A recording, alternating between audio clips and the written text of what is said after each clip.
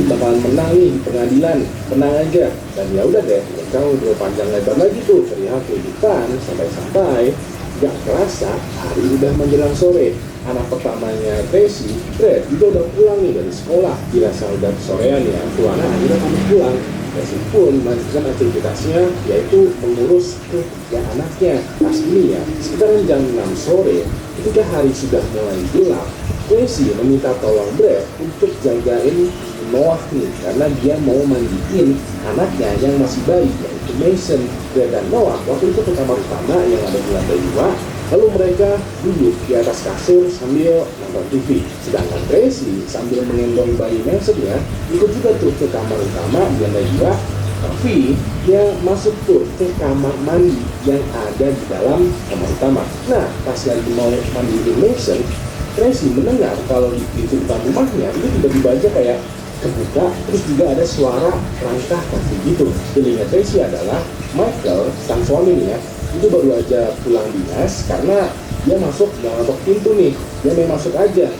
Normal tuh, ya udah deh, Tracy angkat lagi tuh bayi Mason, keluar dari kamar mandi, lalu jalan ke bawah mau menyambut Michael yang kelihatannya baru masuk rumah nih. Ternyata dari lantai 2, dari balkonnya nih ya, Tracy bisa melihat kalau yang baru aja masuk rumah bukanlah Michael, melainkan 2 orang pria berpakaian serba hitam ala-ala rampok. Pada momen ini ya, Tracy langsung motok, masih sambil menggendong Mason, dia langsung masuk lagi tuh ke kamar utama. Tracy langsung titipin Mason ke Brad dan menggiring 3 anaknya ini ya untuk masuk kamar mandi. Saat sebelum mengunci pintu kamar mandi, Tracy bilang ke Brad, jaga adik kamu baik-baik ya, jangan keluar sampai ibu suruh kamu keluar.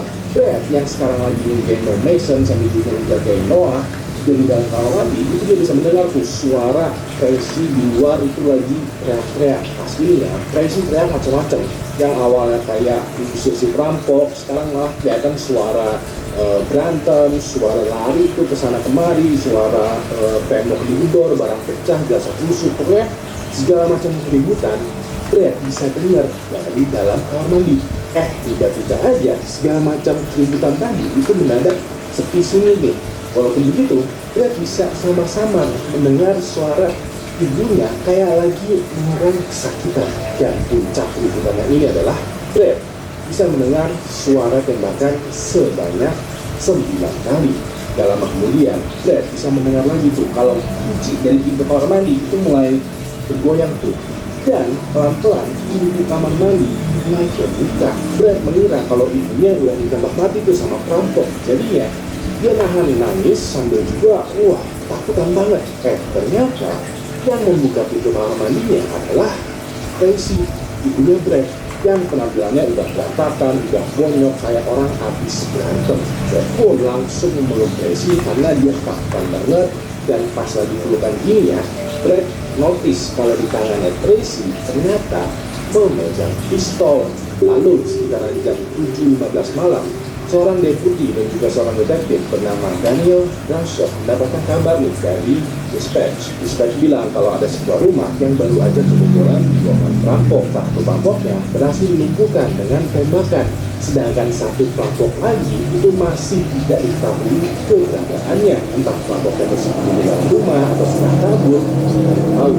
Jelas seluruh penghuni rumah itu masih terjebak di dalam kamar mandi, di dalam kamar utama di lantai 2, karena mereka takut berhadapan dengan 1 perampok ini. Kalau mereka keluar. Mendengar hal ini, detektif Daniel langsung mengerahkan beberapa polisi yang bertugas untuk berkumpul dulu di sekitaran TKP.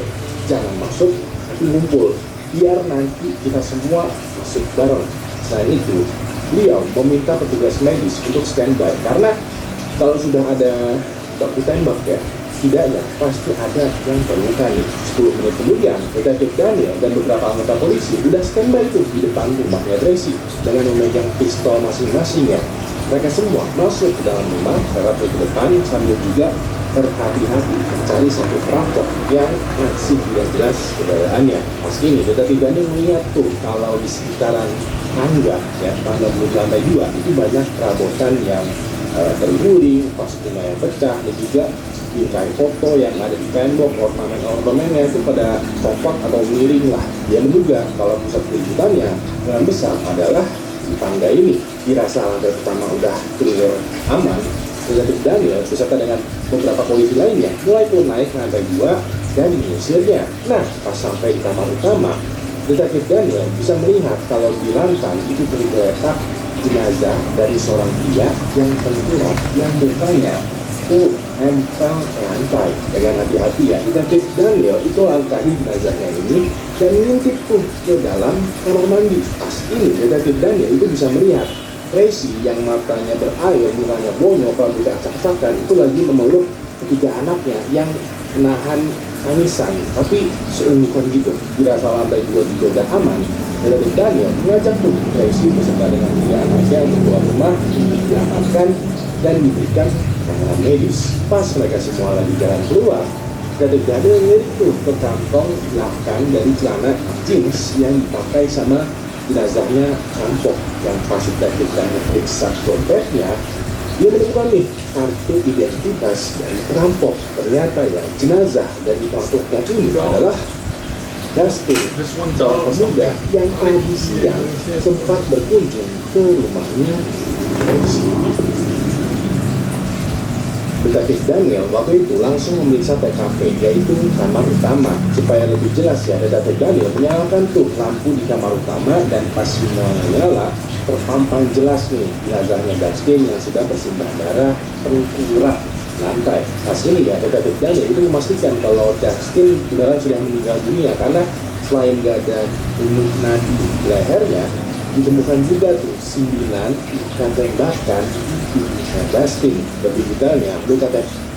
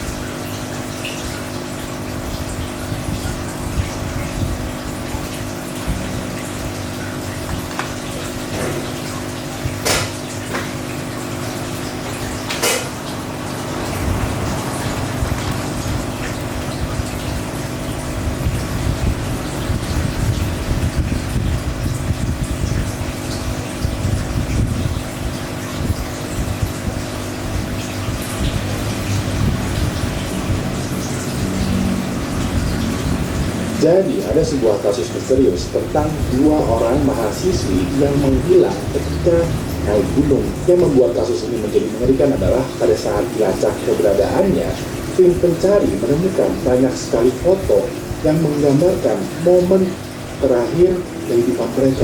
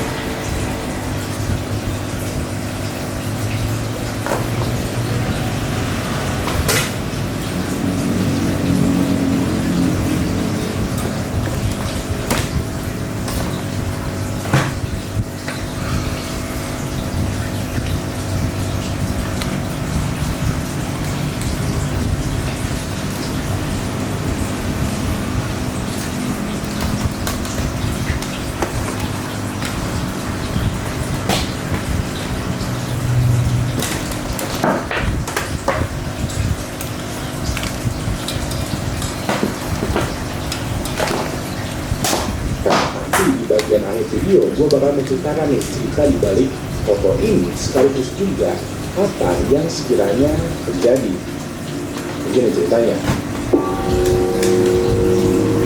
Pada tahun 2013, ada dua orang mahasiswi bernama Richard Kroon, berusia 22 tahun, dan Chris Thomas, berusia 21 tahun, tinggal di negara Belanda. Dikabarkan ya, mereka kenal, akrab, sahabat, dan juga bekerja di sebuah kafe restoran bernama Indian Glen Hall. Pada saat mereka lagi santai, Christian curcol nih ke Chris, kayak, bosen nih cuy, gue merasa hidup gue stuck di sini.